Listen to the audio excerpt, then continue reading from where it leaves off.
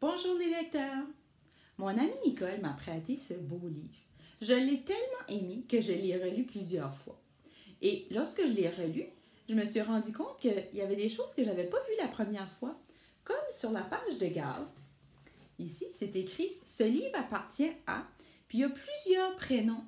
Ça veut dire que ce livre ici, là, il a été partagé par plusieurs enfants. Et à la toute fin, sur la troisième de couverture, il y a une question, ça dit « Est-ce la fin du livre? » Je n'avais pas vu ça la première fois. Alors aujourd'hui, je vais t'apprendre 2 autres bonnes habitudes de lecture, comme de relire ses livres préférés pour mieux les comprendre et améliorer sa fluidité, et aussi partager ses lectures, comme l'a fait mon amie Nicole.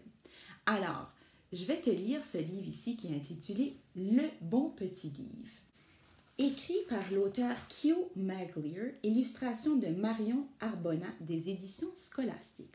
Parce que dans ce livre, le petit garçon, il relit souvent son livre préféré et il le partage avec une petite fille. Une petite citation que j'aime bien ici. « En dehors du chien, le livre est le meilleur ami de l'homme.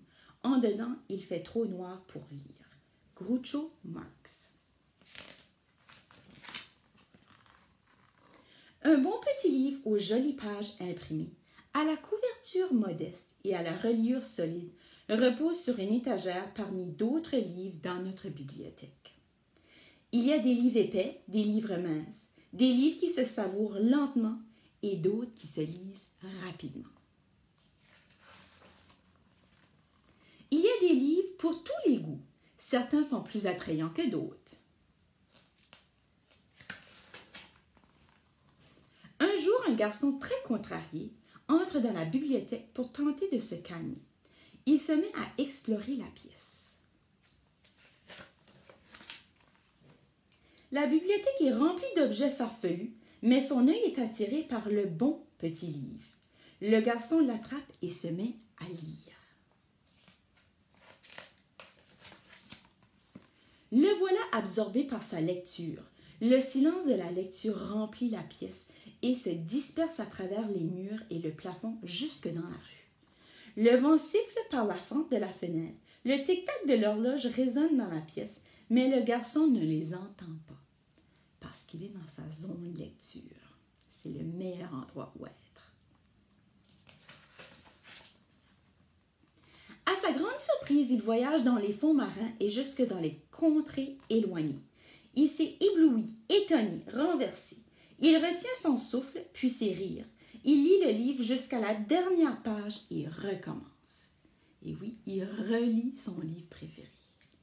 Une bonne habitude de lecture. Puis l'hiver arrive et la neige tombe sur la ville.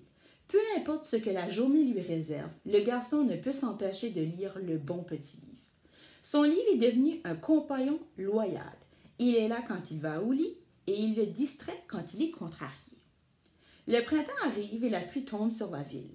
Le bon petit livre accompagne toujours le garçon partout où il va.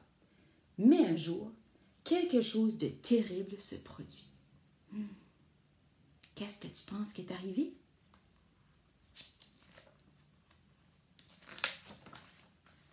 Le bon petit livre est introuvable. Oh non! Le garçon retourne sur ses pas. Il cherche et cherche pendant des heures, mais son livre a disparu. Il panique et imagine le pire. Le feu, les inondations, les bandits, les ours. Le garçon est inquiet. Le bon petit livre survivra-t-il seul? Que fera-t-il s'il se retrouve dans un monde inconnu ou parmi des ennemis effrayants? Le bon petit livre ne saurait que faire dans la circulation à l'heure de pointe. De plus, il n'a même pas une bonne couverture pour se couvrir. Il passe sans doute inaperçu. Quelqu'un va-t-il le remarquer? Si seulement c'était un peu plus tape à l'œil. À l'aide! Le garçon appelle à l'aide. À l'aide! Mais peu de gens ont le temps de chercher un livre, peu importe de quel livre il s'agit. Le garçon pose des affiches. Il va aux endroits que les livres aiment fréquenter. Finalement, il se rend à la bibliothèque, mais son livre est introuvable. L'été arrive, des pétales et du pollen tombent sur la ville. En attendant que son petit livre réapparaisse, le garçon lit d'autres livres pour passer le temps. Ses lectures le font voyager partout dans le monde et dans l'au-delà, dans l'espace et dans le temps et même à dos d'éléphant. Au début, cela ne lui fait ni chaud ni froid. Peu importe, les autres livres, le garçon a encore l'impression que le petit livre a été écrit pour lui. Mais petit à petit, son cœur s'ouvre à d'autres histoires. Il ignore que pendant ce temps-là, son petit livre s'est fait remarquer, des animaux l'ont repéré. Un écureuil pense qu'il s'agit d'un roman policier. Un moineau pense qu'il s'agit d'une histoire d'amour. Un raton laveur pense qu'il s'agit d'un sandwich. Et un chat se couche dessus pour le garder au chaud. Une fillette le remarque aussi. L'homme arrive et les feuilles tombent sur la ville. Un matin, le garçon se promène quand son œil est attiré par quelque chose. Il s'arrête et reste bouche bée. Puis, il ferme la bouche et laisse la fillette partir avec le livre.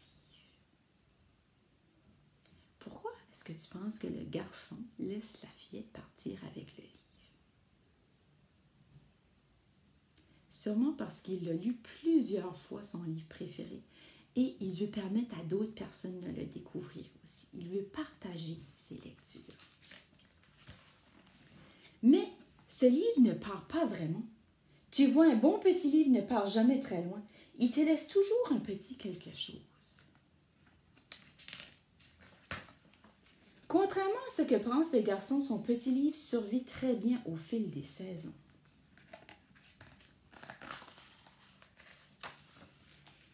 En fait, on pourrait même dire qu'il s'épanouit. Oui, mon histoire est finie. Alors, on avait déjà vu quelques-unes des bonnes habitudes de lecture, comme se fixer un objectif, trouver un endroit calme et confortable, garder des traces de nos lectures et de lire plus et encore plus. Aujourd'hui, je vais t'en montrer 2 autres bonnes habitudes de lecture, comme relis tes livres préférés. Dans Le bon petit livre, le petit garçon, il relisait constamment son livre. Pourquoi relire son livre? Pour le plaisir, parce que quand c'est des livres qu'on aime, ça nous fait plaisir. Pour faire glisser sa voix, pour lire avec plus de fluidité, mais surtout pour mieux comprendre le livre. Parce que souvent, lorsqu'on le relit, on remarque des détails, des choses qu'on n'avait pas vues ou compris la première fois. On se dit « Ah, intéressant! J'avais pas vu ça. Maintenant, je comprends pourquoi c'est arrivé. » Et une autre bonne habitude, c'est de partager ses lectures avec d'autres personnes. Ça peut être d'en discuter ou de partager physiquement. Comme dans ce livre ici, le petit garçon il a partagé son livre avec la petite fille qui avait trouvé son livre. Eh bien moi, lorsque je lis les livres pédagogiques sur comment devenir une meilleure enseignante, j'aime beaucoup partager ce que j'ai appris avec des collègues de travail, en discuter, échanger. Et lorsque je lis un bon roman, souvent je vais le prêter à ma mère ou à ma meilleure amie. On s'échange des livres, on en discute. Ils me donnent souvent aussi des suggestions de livres. Alors, toi, réfléchis. Quel livre est-ce que tu aimerais relire? Ça peut être plus qu'un livre. Pense-y bien. Lorsque tu auras trouvé, lève ton pouce. Et avec qui vas-tu partager tes lectures? Est-ce que tu vas prêter ton livre à ton meilleur ami? Est-ce que tu vas discuter de tes lectures avec tes parents ou tes grands-parents, peut-être ton frère ou ta sœur ou à ton toutou? Lorsque tu auras trouvé, lève ton pouce.